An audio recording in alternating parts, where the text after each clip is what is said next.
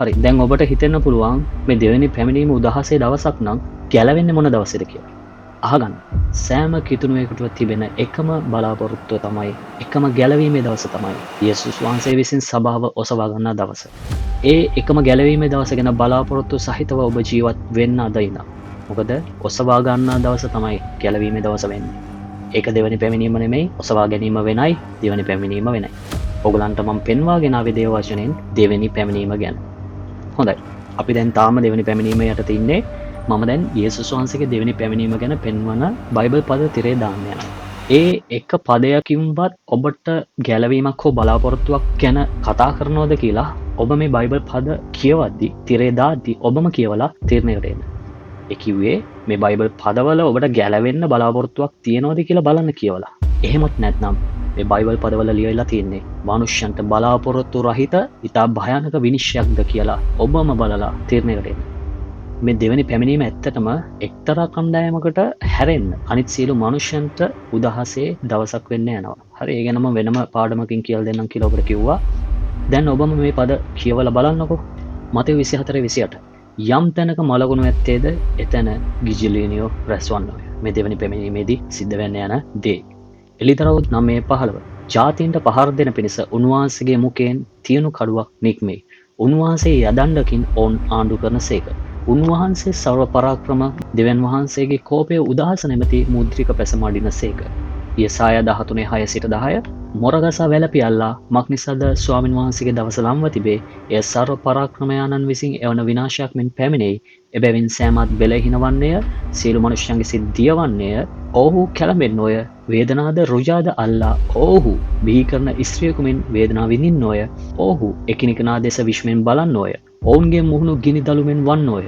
පළව දේශ පාලු කර එහි සිටින පෞකාරයන් එයින් නැති කර දමන පිණිස ස්වාමින් වහන්සේගේ දවස රෞද්‍රව කෝපය හා බලවත් උදහස ඇතුව එන්නේය. මක්නිසාද අහසේ තාරකාද ග්‍රහපන්තිද ඒවායේ එළිය නොදෙන්නෝය. ඉර ස්වකීය ගමනේදී අඳුරවන්නේය. සඳද තමාගේ එළිය බැබලෙන්ට නොදෙන්නේය. මේ දෙවැනි පැමිණීම ගැන තියෙන්නේ. මතෙව් 24:28-30 පදවල කියනවා. තවද ඒ දවස්වල පීඩා පසු කෙනෙහිම ඉර අඳුරවන්නේය, සඳ එළිය නොදෙන්නේය. තාරකාව අහසෙන් වැටෙන්නෝය, අහසේ බල පරාක්‍රම සෙලවන්නෝය. එකල මනුෂ්‍ය පුත්‍රයාගේ ලකුණ අහසේ පෙනෙන්නේය. එවිට පොළවේ සියලු ගෝත්‍රයෝ වැළපෙන්නෝය. ඔවුහු මනුෂ්‍ය පුත්‍රයා බලයෙන්ද මහත් තේජසින්ද අහසේ වලාකුළු පිරෙනවා දකින්නෝය. යම් තැනක මලකුණු ඇත්තේද එතන ගිජිලීනියෝ රැස්වන්නෝය. යසායා 34:2-5 මක්නිසාද ස්වාමින් වහන්සේ සෑම ජාතීන් කෙරෙහි උදහසද ඔවුන්ගේ සියලු සේනාවන් කෙරෙහි කෝපයද ඇතිව සිටින සේක. උන්වහන්සේ ඔවුන් විනාශයට කැපකොට මැරුම් කෑමට බහර දී තිබේ. ඔවුන් අතරින් මැරුම් කෑ අය අහක දමනු ලබන්නෝය. ඔවුන්ගේ මලකඳන් ගඳ ගසන්නේය. කඳු ඔවුන්ගේ ලේයින් දියවන්නේය. මුළු අහස් සේනාව ෂය වී අහස අකුලන පොතක් මෙන් ඇකිලි. ඒ මුළු සේනාව මිදි වැලෙන් වැටෙන කොළ මෙන්ද අත්තිකා ගහෙන් වියලී වැටෙන කොළයක් මෙන්ද වැටෙන්නේය. මක්නිසාද මාගේ කඩුව උදහසින් ස්වර්ගයෙහි නෑවී තිබේ. බලව ඒක විනිශ්චය පිණිස ඒ දුම පිටටත් මා විසින් ශාපයට කැප කළා වූ සෙනඟ පිටටත් වසින්නේය. මේ දෙවනි පැමිණීමේ දවස ගැන කියවෙන බයිබල් පද. තව තියෙන ඉවර නෑ. එසකියල් 7:19. ඔවුන් තමුන්ගේ රිදි වීතිවල විසි කරනවා ඇත. ඔවුන්ගේ රන්ද අපවිත්‍ර දෙයක් මෙන් වන්නේය. ඔවුන්ගේ රන් රිදී කරන කොටගෙන ස්වාමින් වහන්සේගේ උදහසේ දවසේදී ඔවුන්ට ගැලවෙන්න නොහැකි වන්නේය. එයින් ඔවුන්ගේ ආශාව තෘප්තියට පැමිණෙන්නේවත් ඔවුන්ගේ බඩ පිරෙන්නේවත් නැත. මක්නිසාද ඔවුන්ගේ අයුතුකම නැමැති පැකිලීමේ ගල ඒකය. එසකියල් 30:2-3 මනුෂ්‍ය පුත්‍රය අනාගත වාක්‍යයෙන් මෙසේ කියාපන්න. ස්වාමී වූ දෙවියන් වහන්සේ මෙසේ කියනසේක. කෑ මොර ගසා පල්ලා අහෝ කාලයේ හැටි. මක්නිසාද දවස ළඟය. ස්වාමින් වහන්සේගේ දවස ළඟය. ඒ වලාපටල දවසක්ව ජාතින්ගේ කාලයව තිබේ. වෙනවද? මේ තමයි දෙවෙනි පැමිණීම. යෝවෙල් 1:15. අහෝ ඒ දවසේ හැටි. මක්නිසාද ස්වාමින් වහන්සේගේ දවස ළඟව තිබේ. ඒක සර්ව පරාක්‍රමයන්න් වහන්සේ එවන විනාශයක් මෙන් පැමිණෙන්නේය. යෝවෙල් 3:14-15. රාශි ගණන් සමූහයෝ තීන්දු කිරීමේ මිටියාවතෙහි සිටින්නෝය. මක්නිසාද තීන්දු කිරීමේ මිටියාවතෙහි ස්වාමින් වහන්සේගේ දවස ළඟව තිබේ. ඉර හඳ අඳුරු වී තිබේ. තාරකාවල දිලිහීමද පහවෙයි. මේ හැම පදෙන්ම මම ඔබට පෙන්වා දෙන්නේ යේසුස් වහන්සේගේ දෙවෙනි පැමිණීම ගැන. එහි තිබෙන භයානකකම ගැන. තව තියෙනවා ආමොස් 5:18-20. ස්වාමින් වහන්සේගේ දවසට ආශාවන්නෙනි. නුඹලාට දුක් වේ. ස්වාමින් වහන්සේගේ දවස නුඹලාට ඕනෑ කරන්නේ මක් නිසාද? එය ආලෝකය නොව අන්ධකාරය. එය සිංහෙකු ඉදිරියෙන් මිනිසෙක් පලා යද්දී වලසෙකුට හසු වෙන්නක් මෙන්ය. නොහොත් ගෙට ඇතුල් වී තමාගේ අත බිත්තියේ තබන විට සර්පයෙක් ඔහුට දෂ්ට කරන්නක් මෙන්ය. ස්වාමින් වහන්සේගේ දවස එළිය නොව අඳුර නොවන්නේද? දීප්තියක් නැතිව ඉතා කළුවරව නොතිබෙන්නේද? පැහැදිලිද? ඒ පදේ කියන ආමොස් පොතේ ස්වාමින් වහන්සේගේ දවසට ආශාවෙන්නෙනි උඹලාට දුක් වේ කියලා. ඇයි ගැලවෙන්න බලන් ඉන්න අයට මේ දේව වචනේ කියන උඹලාට දුක් වේ කියලා මේ දවස බලන් ඉන්න අයට. මේ තමයි යේසුස් වහන්සේගේ දෙවෙනි පැමිණීමේ දවස. ඔබදියා 1:15. මක්නිසාද සිළු ජාතීන්ට විරුද්ධව තිබෙන ස්වාමින් වහන්සේගේ දවස ලංව තිබේ. නුඹ කළ හැටියටම නුඹට කරනවා ඇත. නුඹේ ක්‍රියාව නුඹේම හිස පිටට හැරි එනවා ඇත. ආගෙන නේද ඉන්නේ. සිළු ජාතීන්ට විරුද්ධව යේසුස් වහන්සේගේ දෙවෙනි පැමිණීම සිදුවෙන්න යනවා. ඒක ලංව තිබෙනවා. හරි මේ හැම පදයකම යේසුස් වහන්සේගේ දෙවෙනි පැමිණීමේ භයානකකම ගැන තමයි පෙන්වා දෙන්නේ. තව තියෙනවා ශෙපනියා පොතේ 1:14-18 උදින් අහගන්න. ස්වාමින් වහන්සේගේ මහත් දවස ලංව තිබේ. ඒක එනම් ස්වාමින් වහන්සේගේ දවසේ ශබ්දය ඊතා ඉක්මනට එන්නේය. එකල බලවතත් තද ලෙස කෑගසන්නේය. ඒ දවස වනහි උදහස් දවසක්ය. ඇහුණද? ඒ දවස වනහි උදහස් දවසක්ය. දුක්ඛිත විපත්ති දවසක්ය. නාස්ති වීම හා සුනත් වීමේ දවසක්ය. අන්ධකාර වූ කළුවර වූ දවසක්ය. වලාපටලද ඝනාන්ධකාරයේද ඇති දවසක්ය.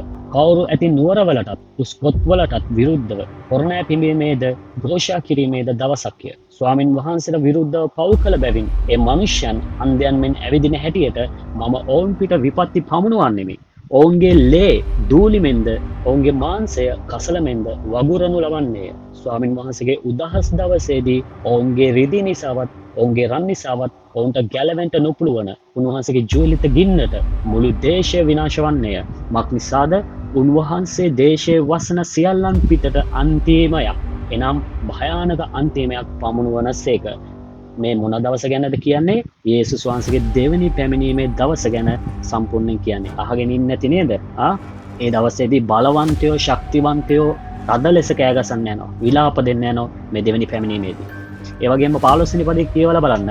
ඒ දවස වනාහි උදහසේ දවසක් කියලා ලියා තිබෙනවා. දුක්ඛිත වූ විපත්ති දවසක් කියලා ලියා තිබෙනවා. නාස්ති වීමේ හා සුනත් වීමේ දවසක් කියලා ලියා තිබෙනවා. අන්ධකාරෝ කළුවර දවසක්, වලාපටල වල ඝනාන්ධකාරය ඇති දවසක්. මේක මහත් වූ භයානක වූ දවසක්. යේසුස් වහන්සේගේ දෙවෙනි පැමිණීමේ දවස.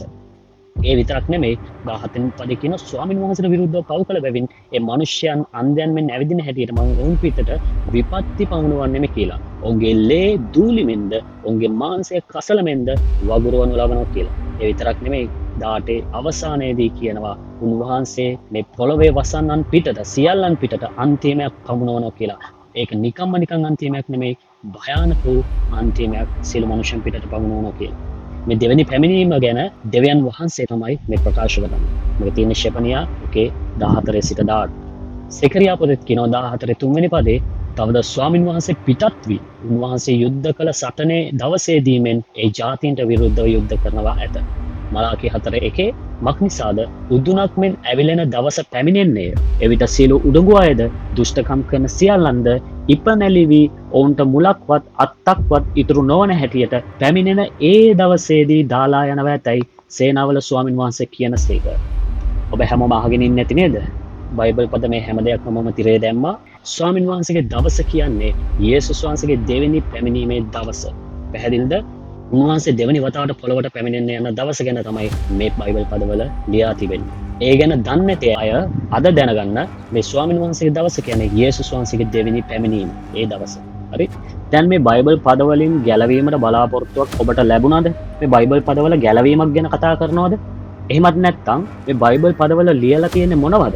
මහත් භයානක වූ උදාහසේ දවසක් ගැන නේද? ඔබ අවංක වෙන්න. හරි? මේ දේව වචනේ ඉදිරියේ ඔබ අවංක වෙන්න, මේ දේව වචනේ සත්‍යතාවය ඉදිරියේ ඔබ විවෘත වෙන්න. ඒ විට තමයි ඔබට මේකේ සත්‍යතාවය කරුණ කොටගෙන නිදහස් වෙන්න යන්නේ ඔබව, ඒ වගේම ගැලවෙන්න යන්නේ. මම නැවත ඔබෙන් අහනවා සහෝදරයනි, යේසුස් වහන්සේගේ දෙවෙනි පැමිණීමට සම්බන්ධ මේ කියවපු එක බයිබල් පදයකවත් ඔබට ගැලවීම පිණිස බලාපොරොත්තුවක් තිබුණාද? නැහැ නේද? ඇත්තෙන්ම මේ බයිබල් පදවල අපි කියවපු හැම එකෙම තිබුණේ යේසුස් වහන්සේගේ දෙවෙනි පැමිණීම මහත් උදහස් දවසක්ම මේ සියලු මනුෂ්‍යයන් පිටට පැමිණෙන බව. ප්‍රේමවන්ත සහෝදරයනි, ඔබේ ගැලවීමේ දවස මේ යේසුස් වහන්සේ දෙවැනි වතාවට පැමිණෙන උන්වහන්සේගේ දෙවැනි පැමිණීමේ දවස නෙමෙයි. ඒ නිසයි මම මේ පණිවිඩය පටන් ගැනීමේදීම ඔබට කිව්වේ ඔසවා ගැනීමේ දවස තමයි ඔබගේ ගැලවීමේ දවස. හරි? ඔබගේ ගැලවීම දවස වන්නේ යේසුස් වහන්සේ විසින් මධ්‍යවකාශයට පැමිණ ඔබව එනම් උන්වහන්සේගේ සභාව උන්වහන්සේ වෙතට ඇදගන්න දවස, ඔසවා ගන්න දවස. ඒ නිසයි අපි නිතරම මේ ඔසවා ගැනීම ගැන කතා කරන්නේ. ඒ ගැන මම මීට කලින් පණිවිඩවල කිව්වා. ඒ පණිවිඩ දාලා ඇති. ඒවා නැවත අහන්න. කිතුණුවෙක් විදිහට ඔබට බලාපොරොත්තුවක් තබාගත හැකි එකම අවස්ථාව ඔසවා ගැනීමේ අවස්ථාව විතරයි. මේ ඔසවා ගැනීම ගැන අපි පණිවිඩ දාලා ඇති. ඒවා අපේ channel එකේ අහන්න. මෙච්චර වෙලා මම කියලා දුන්නේ යේසුස් වහන්සේගේ දෙවැනි පැමිණීමේ දවස කොපමණ භයානකව මේ පොළවේ සිටිනම් පිටට පැමිණෙන්නේ නැවත කියන එක. දැන් මම ඔසවා ගැනීම ගැන ශුද්ධ මතයෝ පොතෙන් ඔබට පද කිහිපයක් පෙන්වන්න යනවා. මතය 24:40 සිට 42 පද. එකල මනුෂ්‍යයන් දෙදෙනෙක් ගෙතෙහි සිටිනවා ඇත. එක්කෙනෙක් ගනු ලබන්නේය, එක්කෙනෙක් අත්හරිනු ලබන්නේය. ස්ත්‍රීන් දෙදෙනෙක් ඇඹරුම් ගලේ අඹරමින් සිටිනවා ඇත. එක් තැනැත්තියක් ගනු ලබන්නේය, එක් තැනැත්තියක් අත්හරිනු ලබන්නේය. එබැවින් අවදිව සිටපල්ලා. මක් නිසාද නුඹලාගේ ස්වාමියා කොයි දවසේ එනසේක්දයි නුඹලා දන්නේ නැත. මේ බයිබල් පදවල කියන විදිහටම ඔසවා ගැනීමේ දවසේදී එක්කෙනෙක්ව ගන්නවා, අනික් කෙනාව අත්හරින්න යනවා. මෙහි අදහස තමයි පවිත්‍රව සිටින කිතුණුවන් සියල්ලන්ව යේසුස් වහන්සේ උන්වහන්සේ වෙතට ඇදගන්නවා. අපවිත්‍රව සිටින පෞකාරයන්, දුෂ්ට මනුෂ්‍යයන්ව, පසුතැවිලි නොවන අයව, සියලුම පෞකාරයන්ව මේ පොළවේ යේසුස් වහන්සේ විසින් අත්හරින්න යනවා. ඔසවා ගැනීමේ දවසේදී ඔවුන්ව අත්හරිනවා. හරි? මේ ඔසවා ගැනීමේ දවසේදී ඔබ පෙර සිටම සූදානම්ව, ශුද්ධව, පවිත්‍රව සිටිමින් යේසුස් වහන්සේ සමග ඔසවා ගැනීමේදී යන්ට යන සෙනග සැබවින්ම ආශිර්වාදලත් සෙනගක්. මේ අත්හරිනු ලබන පෞකාර ක්‍රිස්තියානි සෙනග පොළවේ ඉතිරි වෙනෝනේ. මේ අයට තමයි මහත් පීඩා කාලය හරහා එන්න වෙන්නේ. මතක තියාගන්න, සමහර අය දෙවෙනි පැමිණීමෙන් ගැලවෙන්න බලාගෙන ඉන්නවා. ඔසවා ගැනීමේදී අත්හැරිච්ච අය සහ දෙවෙනි පැමිණීමේදී යන්න ඉන්න අය දෙගොල්ලොම පොළවේ ඉතිරි වෙනවා. එතකොට මේ දෙවෙනි පැමිණීමට බලාගෙන ඉන්න අයට දෙවෙනි පැමිණීම වෙන්න කලින් දේව වචනේ කියලා තිනවා අවුරුදු 7ක මහත් පීඩා කාලයක් මේ පොළවේ සියලු මනුෂ්‍යයන් පිට තබා තිබෙනවා. මේ අත්හැරිච්ච සියලුම අයයි සභාවේ ඔසවා ගැනීම අවිශ්වාස කරන අය දෙගොල්ලොන්ටම මෙන්න මේ මහත් වූ පීඩා කාලය හරහා එන්න වෙනවා. මේ අවුරුදු 7ක මහත් පීඩා කාලයෙන් පසුව තමයි යේසුස් වහන්සේගේ දෙවෙනි පැමිණීම කියන සිදුවීම සිද්ධ වෙන්න යන්නේ. මේ මහත් පීඩා කාලය ගැන ඉදිරි පණිවිඩවලදී මම ඔබට පෙන්වා දෙන්න යනවා. සහෝදරයනි, මතක තබා ගන්න, යේසුස් වහන්සේ වදාහගත් සෙනග, ඒ කිව්වේ උන්වහන්සේගේ සභාවේ ගැලවීමේ දවස තමයි යේසුස් වහන්සේ මධ්‍යවකාශයට පැමිණ ඔවුන් ඔසවා ගන්න දවස. ඒ කියන්නේ සභාවේ ඔසවා ගැනීමේ දවසේදී තමයි කිතුණුවා සැබවින්ම මේ පොළවෙන් ගැලවීම ලබන්න යන්නේ. හරි? පීඩා කාලය වෙන්න කලින් ඔවුන් ඔසව ගන්නවා. ඊට පස්සේ පීඩා කාලයේදී ඔවුන් පොළවේ නැහැ. යේසුස් වහන්සේගේ දෙවෙනි පැමිණීමේදීත් ඔවුන් පොළවේ නැහැ. මොකද ඒ වෙද්දී මේ ඔසවා ගන්නු ලැබු සභාව ඉන්නේ ස්වර්ගයේ. හරි? හොඳට තේරුම් ගන්න මේක. දැන් මේ අහගන්න. මම මේක වෙන පිළිවෙල මම ඔබ ඉදිරියේ තබන්නම්. මේ සිදුවීම් තුන සිද්ධ වෙන පිළිවෙල. හරි? අහගන්න. මුලින්ම සිද්ධ වෙන්න යන්නේ යේසුස් වහන්සේගේ සභාව පොළවෙන් ඔසවා ගන්නවා. මේ ඔසවා ගත්තට පස්සේ දැන් පොළවේ සභාවක් නැහැනේ. දැන් පොළවේ ඉතිරි වෙච්ච සෙනගක් ඉන්නවා, ක්‍රිස්තියානි සෙනගක් ඉන්නවා, යේසුස් වහන්සේ වදහන් නැති සෙනගක් ඉන්නවා, දෙවෙනි පැමිණීමට සූදානම්මින් ඉන්න සෙනගක් ඉන්නවා. ඒගොල්ලන්වත් අතහැරෙනවා. මොකද ඒගොල්ලන් ඔසවා ගැනීම ගැන විශ්වාස කරන්නේ නැහැ. ඒ නිසා ඒගොල්ලන්ට ඒ අවස්ථාව ලැබෙන්නේ නැහැ. ඉතින් මේ ඉතිරි වෙන සෙනග ඉන්නෝනේ. මුලින්ම සභාව ඔසවා ගන්නවා. ඉතිරි වෙන සෙනගට අවුරුදු 7ක මහත් පීඩා කාලයක් තබා තිබෙනවා. ඒ සෙනගට ඒ පීඩා කාලය හරහා තමයි ගැලවීම ලබන්නට වෙන්නේ. ඒ නිසා තමයි ජේසුස් වහන්සේ මතෙව් 24 එක තැනකදී කියන්නේ අවසානයේ දක්වා ස්ථිරව සිටින්නා ගලවනු ලබන්නේ. අවසානය වෙනකම්, පීඩාවේ අවසානය වෙනකම් මුර්ගයාගේ සලකුණ ගන්නෙ නැතුව ස්ථිරව ඉන්න මනුෂ්‍යයන්ව ඒ කාලයේදී ගලවනවා. ඒ කාලේ ලේසි කියලා කියන්නේ නැහැ. නමුත් ඒ කාලේ හරහා එන්න බෑ උඩ. පළවෙනි සිදුවීම තමයි ඔසවා ගන්නවා සභාව. ඊට පස්සේ ඉතිරි වෙන සෙනග මහත් පීඩා කාලයක් හරහා එන්න සිද්ධ වෙනවා ඔවුන්ට.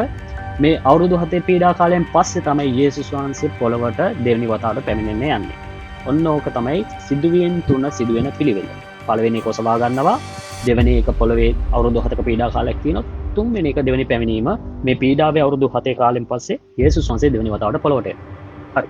දැන් අහගන්න. මේ දෙවෙනි පැමිණීමේදී උන්වහන්සේ එන්නේ ජාතීන්ට පහර දෙන්න.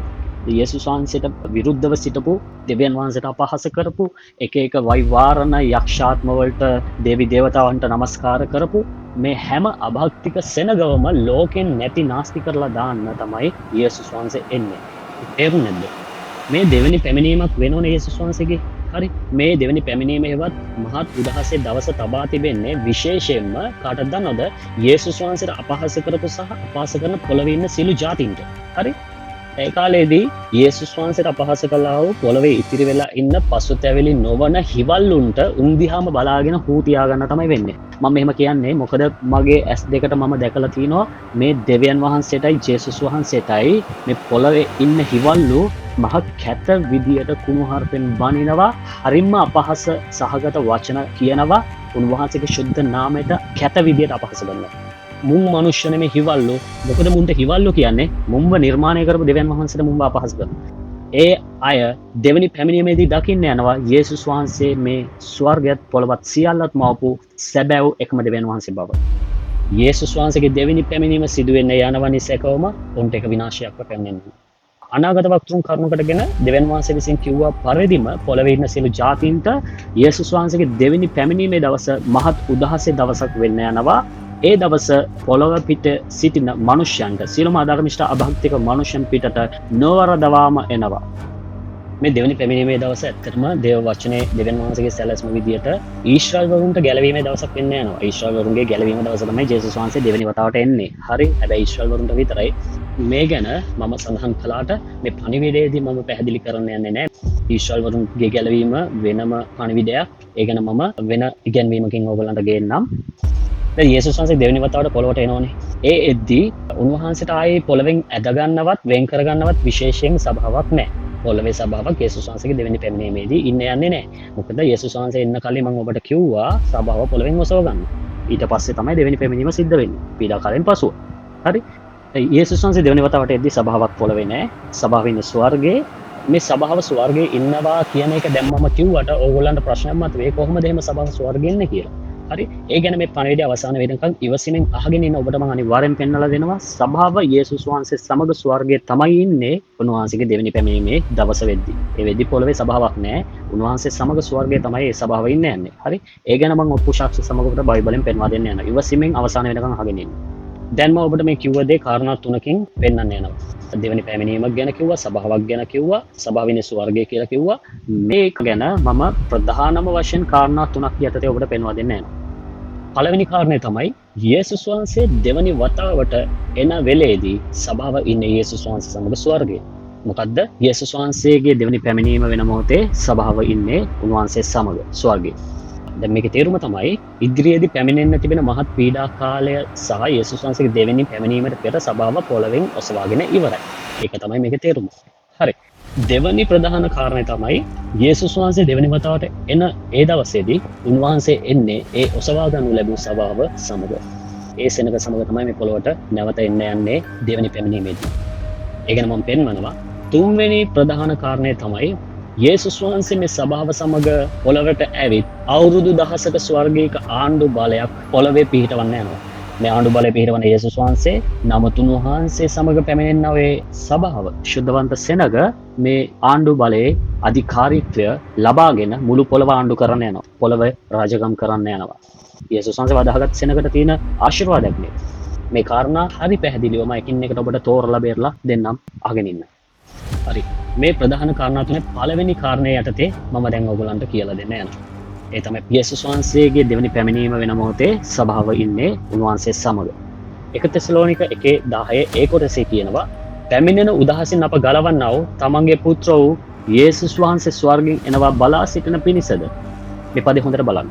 මේ පදේ පෙන්වන්නේ මේ පොළොව පිට පැමිණෙන පීඩා කාලයත් යේසුස් වහන්සේගේ දෙවනි පැමිණීමත් සිදුවෙන්න කලින් යේසුස් වහන්සේ විසින් පොළවෙන් අරගෙන යනකම් බලන් ඉන්න සෙනඟක් ගැන තමයි මේ පදේ කියවෙන්නේ. හරි? මොකද මේ පදේ කියනවා පැමිණෙන උදහසින් අප ගලවන්නා වූ යේසුස් වහන්සේ එනකම් අපි බලන් ඉමු කියලා. උදහසේ පද අපි කියවගෙන ආවා. ඒක දෙවෙනි පැමිණීමේදී සිද්ධ වෙන්න යනවා. හරි? පීඩා කාලයේදී උදහසේ කාලයක් තියෙන්න යනවා.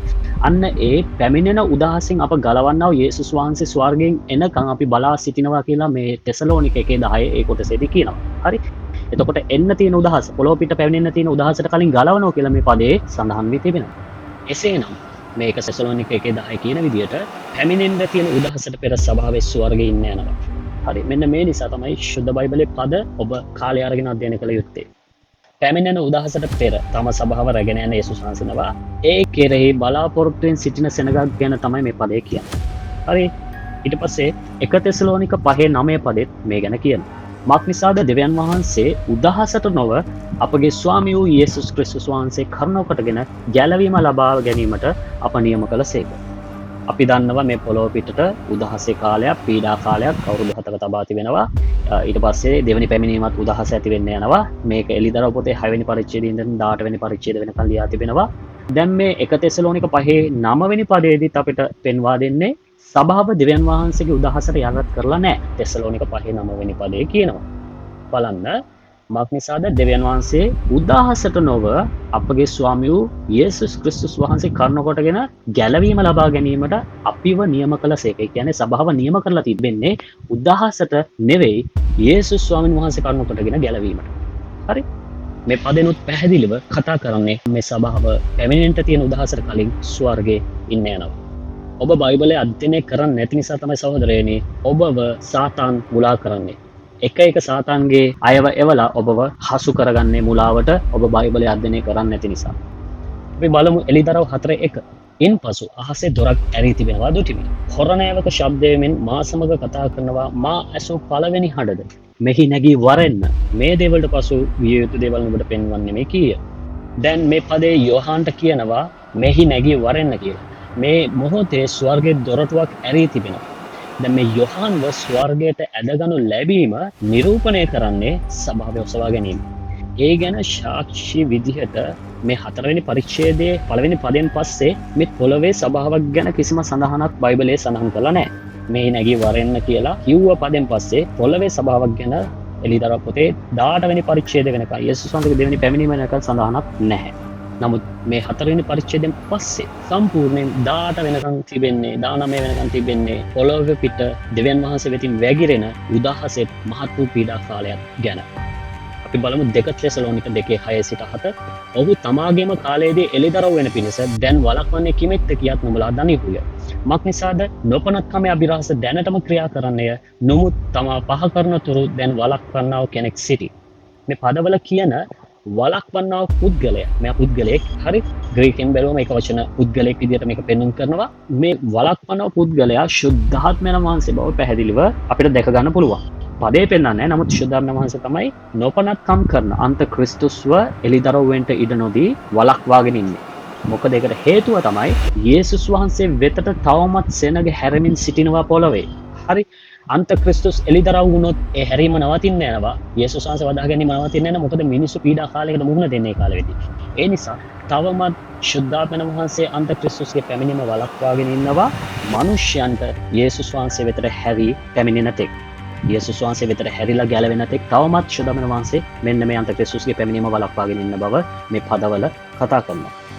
ඒ විතරක් නෙමෙයි අන්ත ක්‍රිස්තුස් ප්‍රකාශ වන්නේ මේ ශුද්ධාත්මය පොළවෙන් අහක් කළ විට.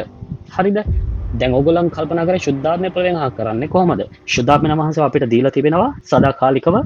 දැන් ශුද්ධාත්මය අහක් කරනවා කියන එක අදහස තමයි මේ පොළවේ ශුද්ධාත්මයන් වහන්සේ ලැබපු සියලුම සෙනගව පොළවෙන් ස්වර්ගයට අදගනු ලබන එක තමයි ඔසවා ගැනීම. හරි? ඒ ඔසවා ගන්න මොහොතේ ශුද්ධාත්මයන් වහන්සේ ලැබපු සියලුම සෙනග පවිත්‍ර සෙනග පොළවෙන් එසවිලා යන්ට යනවා. මේ සභාව පොළවෙන් ඉවත් කර ගැනීමත් සමගම පොළොව පිටට පීඩා කාලය පටන් ගන්නවා. ඒ සමගම අන්ත ක්‍රිස්තුස්ව ප්‍රකාශ වෙන්න ගන්නවා. මොකද බලක්වන්නව කෙනා සභාව සමග ස්වර්ගයට ගියානේ. දැන් අන්ත ක්‍රිස්තුස් මේ කාලෙවෙදී ප්‍රකාශ වෙන්න ගන්නවා.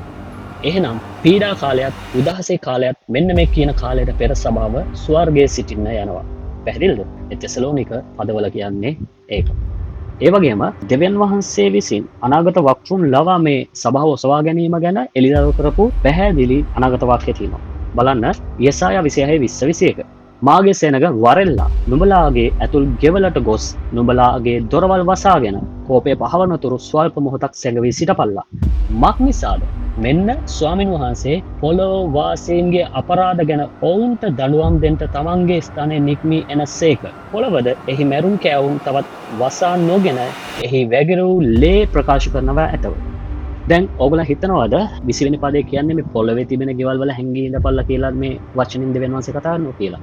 ඇත්තෙම 21 පදේ යොමුව බලන්න යේසුස් වහන්සේගේ උදහස පොළොව පිට වැగిරෙන කාලෙක යේසුස් වහන්සේගේ සෙනග පොළවේ තියන්නේ නැතුව පොළවෙන් ඉවත් කරගෙන ගිහිල්ලා උන්වහන්සේ සමග ස්වර්ගයේ සිටින්න යනවා. හරි මේක යෙසායා 26 මේ කියපු පදේ 20 21 පදවල ස්වභාවය ඔසවා ගැනීමක් පෙන්වා දෙන අනාගත වාක්‍ය විදියට. මොකද 20 පදේ කියන්නේ යේසුස් වහන්සේගේ සෙනග පොළවේ තියන්නේ නැතුව ඔවුන්ව ස්වාමීන් වහන්සේගේ ගෘහයට රැගෙන යනවා. ඔවුන් ඉවත්ලා ගියාට පස්සේ 21 වෙනි පදේ කියනවා මෙන්න ස්වාමින් වහන්සේ පොළොවේ වාසීන්ගේ අපරාධ ගැන ඔවුන්ට දඬුවම් කරන තමුන්ගේ ස්ථානයේ නික්මෙනවා කියලා. ඒක තමයි දෙවෙනි පැමිණීම. ඔබට මේකේ එලිදරව ශුද්ධාමින වහන්සේ එලිදරව කරනවා. මෙඩිටේට් කරන මෙනෙහි කරන මේ පද. එතකොට මේ පදය ඇවිල්ලා දෙවියන් වහන්සේ අනාගත වක්තෘ යෙසායා කරුණු කොටගෙන දුන්නා වූ ඔසවා ගැනීම පිළිබඳ අනාගත වාක්‍යයක්, ඒ වගේම පෙර ඡායාවක්. ලූක් 21:34-36. එහෙත් ඒ දවස මලපතක් මෙන් හදිස්සියෙන් නුඹලා කෙරෙහි නොපැමිණෙන පිණිස අධික කෑමෙන්ද බීමත් කමින්ද මේ ජීවිත වෙහෙසින්ද නුඹලාගේ සිත් බර නොවන හැටියට බලාගනිල්ලා. මක් නිසාද ඒක මුළු පොළොව තලයේ පිට වසන්නා වූ සියල්ලන් කෙරේ එසේ පැමිණෙන්නේය. එබැවින් ඒ සිදුවන සියල්ලෙන් ජයගෙන ගැලවෙන පිණිසද මනුෂ්‍ය පුත්‍රයා ඉදිරියේ සිටින පිණිසද කන්නලව් කරමින් සෑම කාලෙම අවදි වෙහිඳින්නයි කීසේක.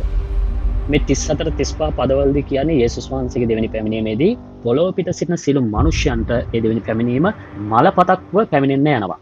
ඒත් එක්කම 36 පදේ කියනවා යේසුස් වහන්සේව අදාහගත්තා වූ සෙනගට ඒ පැමිණෙන්න තියෙන දවසින් ජයගෙන ගැලවෙන පිණිස උන්වහන්සේ ඉදිරියේ සිටින පිණිසත් යාඥාවෙන් ඉඳපල්ලා කියලා තමයි කියන්නේ. මොකද මේ කියන්නේ? ඒ යේසුස් වහන්සේගේ දෙවෙනි පැමිණීම හදිස්සියෙම මලපතක් විදියට එන්න යනවා. හරි? ඒක එන්නේ ඔසවා ගැනීමේදී ඉතිරි වෙන සෙනගට තමයි ඒ දෙවෙනි පැමිණීම මලපතක් වෙන්නේ. ඒක අපි බැලුවා. මේකෙත් කියන්නේ ඒක. ඒ දවස නුඹලා කරේ හදිස්සියෙන් මලපතක්ව නොපැමිණෙන පිණිස උඹලාගේ ওই පාපිෂ්ඨ ක්‍රියාවලින් වැළකීලා ඉඳපල්ලා. මොකද ඉතිරි වෙන අයට තමයි මේක මලපතක්ව හදිස්සියෙන් එන්නේ. හරි? අධික කෑමෙන් බීමත් කමින් මේ ජීවිතයේ වෙහෙසවල් වලින් පෞකාරකමින් බර වෙලා ඉන්න අයව ඉතිරි වෙනවා. ඒ ඉතිරි වෙලා ඉන්න අයට ඒ දවස මලපතක් මෙන් එන්න යනවා. ඉතින් ඒක නොවන පිණිස යාඥාවෙන් සහ කන්නලව් කිරීමෙන් සූදානමින් ඉන්න කියලා තමයි මේ ලෝක 21 පදවල කියන්නේ. 1 කොරින්ති 15:51-52. මෙන්න නුඹලාට රහසක් කියන්නේ. මේ සියල්ලම නොසැතපෙන්නෙමුව. නමුත් අන්තිම හොරණෑව පිමින කල මොහොතකින් ඇසිපිය හෙළන ෂණයකින් අපි සියල්ලම වෙනස් කරනු ලබන්නෙමු. මක් නිසාද හොරණෑව පිමිනු ලබන්නේය එක මලාහු නොදිරෙන ස්වභාවයෙන් යුක්තව නැගිටවනු ලබන්නෝය අපිද වෙනස් කරනු ලබන්නෙමු. මේ සියලුම පදවල වෙන්වෙන් වශයෙන් පැහැදිලිව පෙන්වා දෙන්නේ යේසුස් වහන්සේ විසින් උන්වහන්සේගේ ස්වභාවය ඔසවා ගැනීමක් ගැන. හේතුව දෙවෙනි පැමිණීමේදී එන්නේ අදාහගත් සෙනගක් වෙනුවෙන් නෙවෙයි.